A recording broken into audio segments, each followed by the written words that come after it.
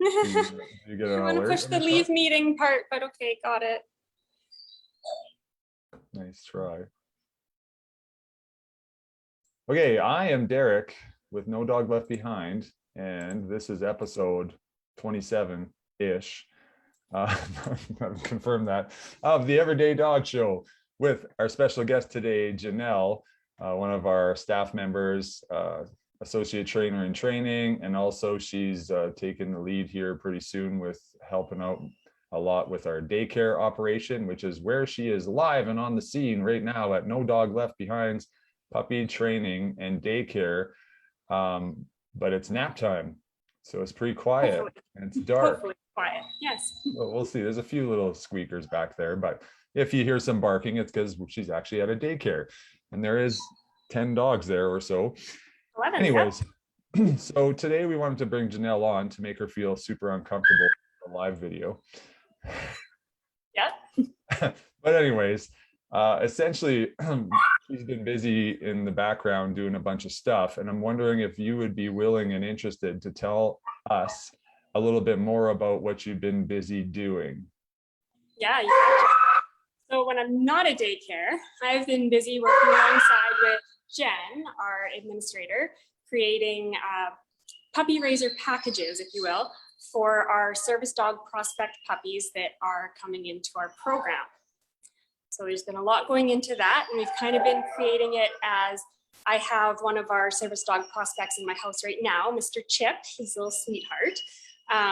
So as I've been working along with him and raising him up, we've just kind of been making some good notes and making sure that when we bring a puppy raiser on, we can kind of give them a good head start as to where they need to go with this puppy and what they need to do with the puppy. Yeah, for sure. To make the process, as simple and successful for everyone, the puppy and our puppy raisers, to ensure that everyone's needs are met, essentially.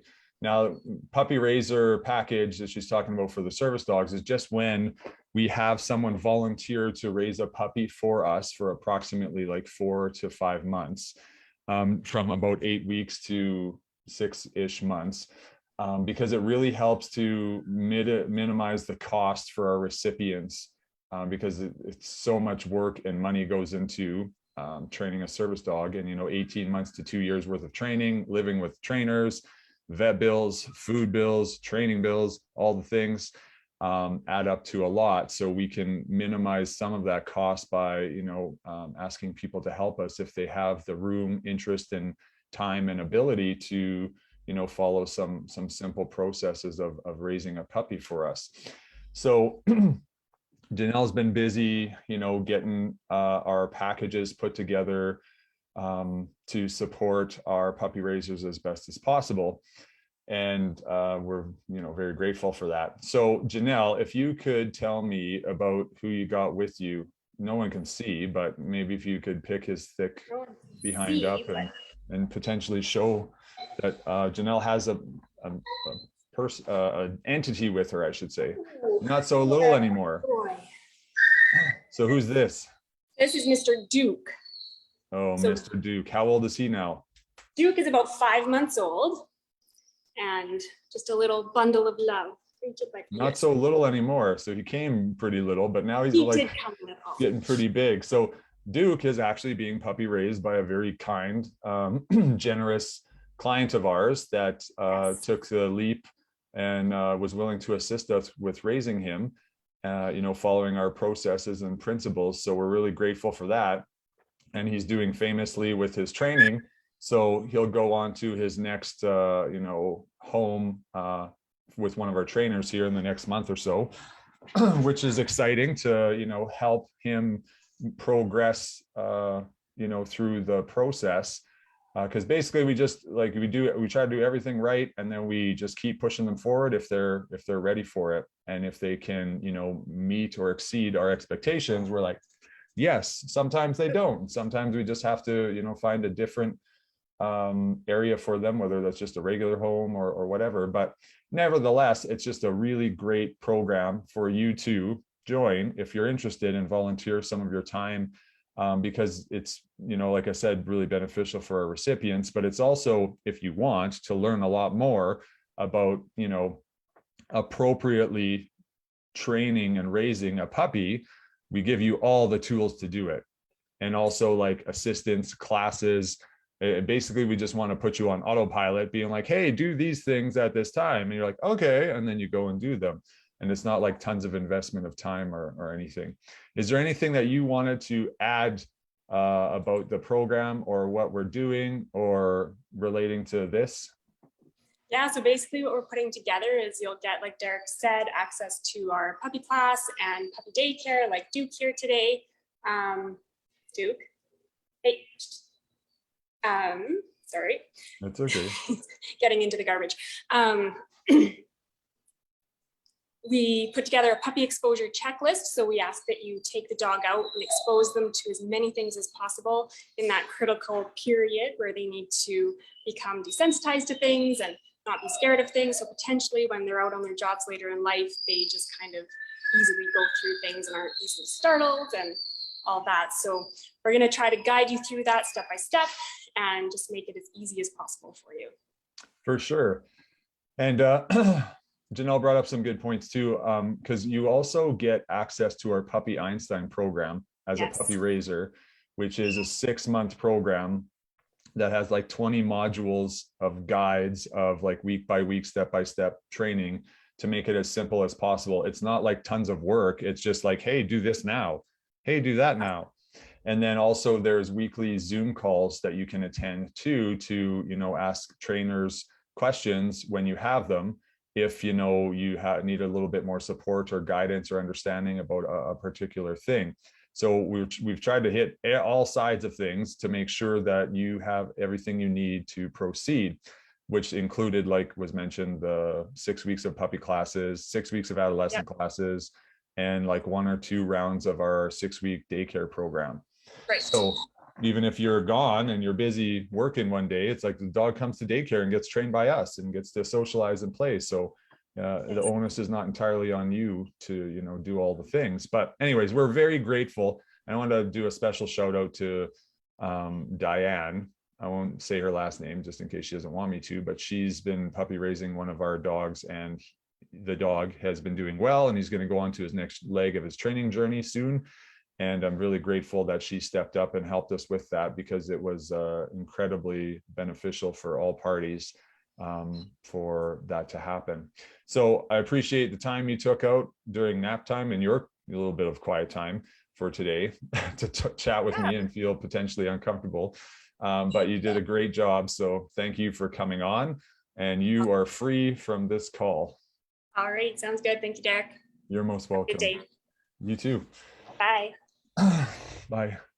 So next, what I'm going to personally just broadcast and talk about is the concept of confident versus fine. Now, it's very common when I'm working with behavioral cases, because I do a lot of programs when it comes to like dog-to-dog issues, dog-to-people issues, dog-to-dog issues in the home, etc. And it's very frequent that I hear, the dog was fine and then there was a bite, or the dog was fine and then there was an incident. So what I want to highlight to you is to kind of potentially change your terminology, being like, was the dog confident or were they non-reactive? So people think fine, confident, fine, everything's good, fine, oh my God, how did this happen? Where I'm like, well, was the dog confident? Was it like loose and happy-go-lucky and flirty, or were they fine, hiding under a chair, waiting there, doing nothing, and then some child runs up and goes underneath the chair and sticks their face into the dog's face and the dog reacts, right? So that might be where it becomes a little bit more like, oh my God, they were fine, and then the dog reacted. I'm like, but was the dog like literally trying to like hide? Because this has happened numerous times where I've gotten calls where it's like, oh my God, out of nowhere, the dog was fine, and then it charged and leapt at someone. And a few times I've been under chairs.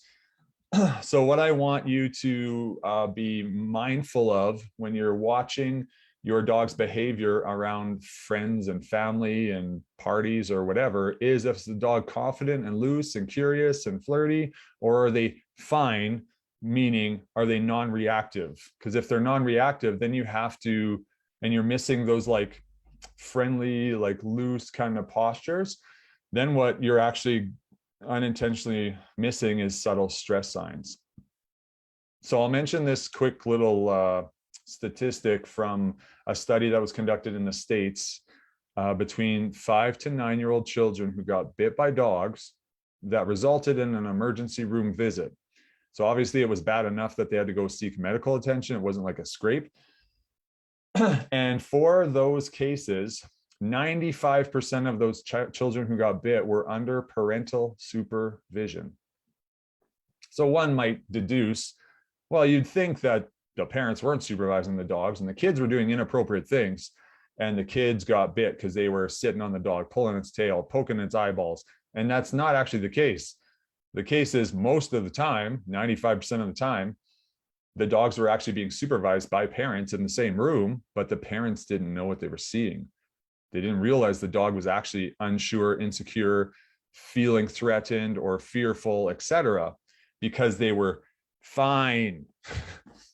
So I'm like, I really cannot impress enough, if you think everything is fine, that you take a deeper look at your dog's behavior. Now, obviously, if your dog is super friendly and happy-go-lucky and does good with everything, this does not apply to you. It applies to people who are like, yeah, my dog's okay with people. Sometimes they're really good, sometimes not so good. Like those are the people I'm really speaking to. So with that study that kind of impressed that lots of times, many parents and people don't know what they're seeing when there's subtle stress signs. Okay, so like a regular, more clear, louder stress sign might be like growling, barking, lunging, a lip curl, or I feel like I'm missing some. I don't know. I think I said growling already, but anyways, like those things are, oh, hackles. That's what I want to say. Like the hair on the back of the dog's neck is right up. Like those things are kind of not like loud, ear loud, but loud visibly. Like it's pretty easy to see, like your dog's like, hey, you're like, oh, nothing's good there. But subtle stress signs are not those. They're quieter. So they're kind of the quiet stress signs. So I've discussed these before, but just to quickly go through them, it could be, it's all context based. So let's say the dog's drooling and there's no food around. I'm like, they're probably stressed. The dog's panting and it's not hot. It could be stress.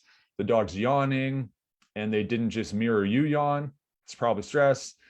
Another one could be evading. So this could be another thing where everything was fine, but then things escalated. Evading is when the dog is like trying to make a good decision and like leave the children or the awkward adult or the person or whatever, but they keep following the dog. And it looks like everyone's having fun, but the dog's posture is like trying to make a good decision and kind of keep away from them, but they can't escape because they're in a house or a yard. They're locked in. So at some point, the dog will could advocate for themselves, which might be a growl, a bark, a reaction, right? So if I see a dog trying to evade a situation, I'm interrupting the thing that is making him putting the chase on him. So it might be a child or another dog, right? They do this with dog to dog stuff too. So another subtle stress sign can be like a tongue flick. They just kind of, it's not as funny as me doing it, but they're like, it just kind of comes out for a second, like they're licking their lips. And if there's no food around, they're not licking their lips. They're probably stressed. And then the old whale eye, moon eye, side eye, whatever you want to call it. But the dog's really physically rigid and their body's facing one way, but their eyes are staring at the thing, the person, the child, the dog. And then they're going to like escalate pretty quickly.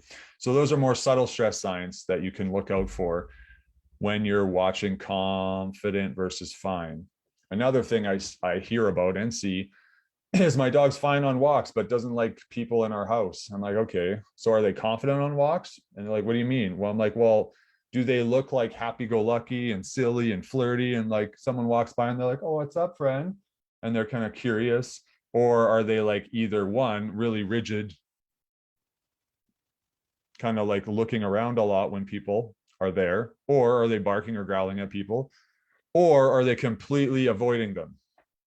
Because avoidance is not confidence. So if they see people and they're like, the people over here, and they're like totally looking away, I'm like, that's not confident. So you could probably learn some mechanisms to teach your dog more confidence outside when there's less at risk.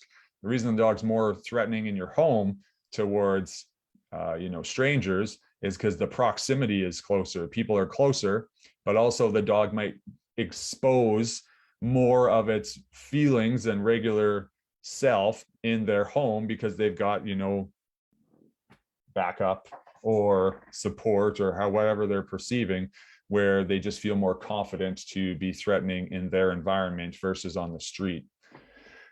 Okay, so the next thing I'm going to move on to quickly, because I'm getting hungry here, is trigger stacking. Now, what this is, once again, it's behavioral stuff. So more relating to those people that have a dog that, might be scared, unsure, threatening, etc., towards people or other dogs. And this comes is kind of relative as far as, my dog does pretty good for a portion of the walk. And then by the end of it, they're just losing it, reacting to everything. And I'm like, okay. And typically in those circumstances, it's a trigger stacking effect, meaning they start with this fuse. You walk by someone in their front yard, washing their car, and your dog's not super confident with people, for example. Fuse goes down a little bit. You don't say anything. You're just like, everything's awesome, because you might be missing that the dog's not confident. They're fine. They're non-reactive. And then you walk by a dog barking through a front window at you, goes down a little bit more. And then you see a dog across the street that's walking by, and your dog sees it, and your dog goes ape shit. You're like, where did that come from? Like, you were doing so good. Oh my gosh, like, this is such a waste. Well, I'm like, well, it's probably a trigger stacking effect, because we're not asking the dog what we want them to do, and we're not actually reinforcing non-reactions, because I want to like emphasize, thanks for not losing your mind at that dog through the fence. And then the third piece is your fuse disappeared. So we need to like build out their capacity to deal with situations, or else you'll constantly be caught in trigger stacking scenarios where your dog is okay for a portion of the walk and then they're not. And then it just ends on a really poor, unfortunate note for everyone, yourself and the dog, because no one's having fun when your dog is barking and lunging or reacting to stuff, because it's embarrassing, it's frustrating, it's scary even for you or the people that you're passing or whatever. So just be mindful of those premises to help you kind of look through, or maybe perhaps understand why to some degree your dog might be having difficulties in these certain situations. But essentially what you need to do is, become mindful of what the triggers are, and you need to be proactive to teach the dog confidence around them. And then we need to be reactive when our dog does react, but in a way that helps them understand, no, don't do that, you're fine, but doesn't make it worse. So that's something we do all the time. So it's definitely something I can help you with if you're in a situation that you would like some assistance with that, to feel more confidence and certainty that your dog can safely engage with other dogs and or people. But anyways, don't forget to hashtag live or replay if you watch this, and join our closed Facebook group if you're not already a member. It's called The Everyday Dog Training Secrets. And we'll grant you access because we got like over 50 complimentary trainings under the guides tab in there for all kinds of stuff. So if you want to get in on that, join up. Otherwise, have a wonderful Friday, and we'll talk at you next week. Oh yeah, and if you want more information about puppy raising opportunities, comment or shoot me a direct message. We can hook you up. Got a puppy coming soon, I think.